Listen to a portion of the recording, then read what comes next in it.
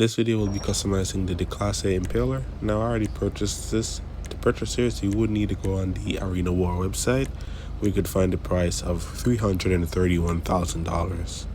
So it's not too bad, and we are greeted with a update option, upgrade packages, which we will be doing in the next video, but for now we're just going to stick with the regular version.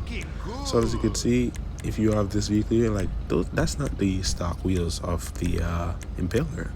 Of course, this vehicle was modified with wheels, engine and transmission and turbo, just to have it, just in case if I were to pick it up and not remember that this is stock.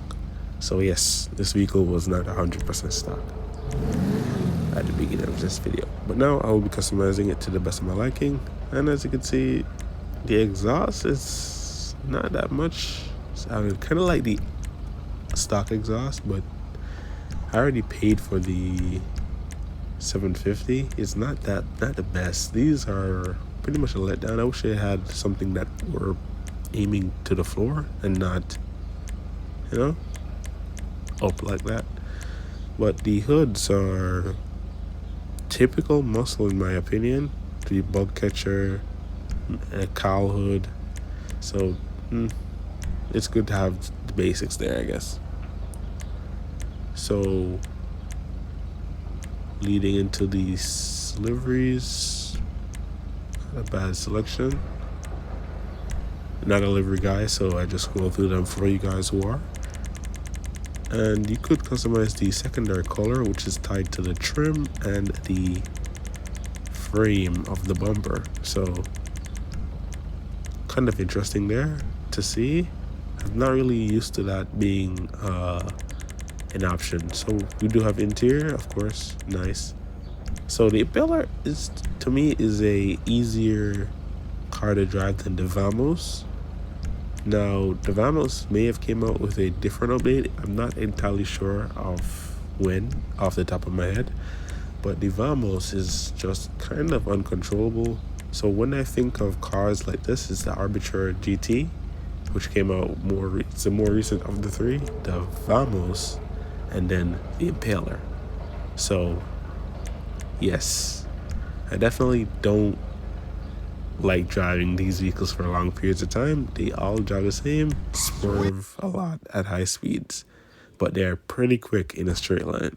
And speaking of which, we're so used to dropping our cars as low to the ground as possible. If you do that with this, with the race suspension, the car is very sensitive to turns or minor movements of the analog stick. So definitely don't do that if you intend on just driving around the vehicle, or just do regular suspension, like maybe sport, street, or competition. But don't do race, because race is something else. Now, this is with the sport suspension installed, and I'm loving how the car is behaving. That's one thing about GTA. I do love how realistic it is. Suspension actually matters on the car. You say, oh, it's just GTA. But yes, it does matter. Especially for something like this. As I said before, inputs that you could put into the analog stick is going to have the car running very funny and very insensitive. And then if you hit like a bump on race suspension, that's another thing that could screw you over. So yes, just know what you're doing. And I definitely wouldn't advise using this thing in a race. As you can see here, I'm struggling trying to control this thing, but it's still pretty fun because nonetheless it still is a muscle car.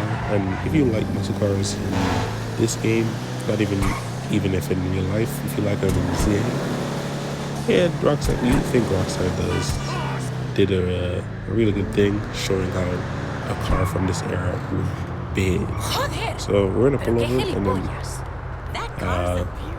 show you the interior and the trunk, because let's see how it is for a vehicle that came out in 2018. Okay, so I'm gonna close the door. Excuse the damage here. So yes, let's take a look at the engine model and see what we have. Not bad for a vehicle that came out in 2018, because this is definitely much better than what I've seen in some vehicles that got imported from the first generation of Grand Theft Auto 5. So, not too bad here. This is evidence that they were making a step in the right direction from blobbed textures to this to what we have now in Grand Theft Auto 5. Let's hope in GTA 6 we could actually see gasoline spurting out of the injectors. Just kidding. So next, Arena War upgrade on this vehicle specifically, and then most likely I'm going to sell it and then repurchase a normal Impaler. And if you didn't get it by now, yes, this vehicle is a nice purchase for those who like older muscle cars, such as myself. That's pretty much it. Thank you guys so much for watching. Please like, comment, and subscribe.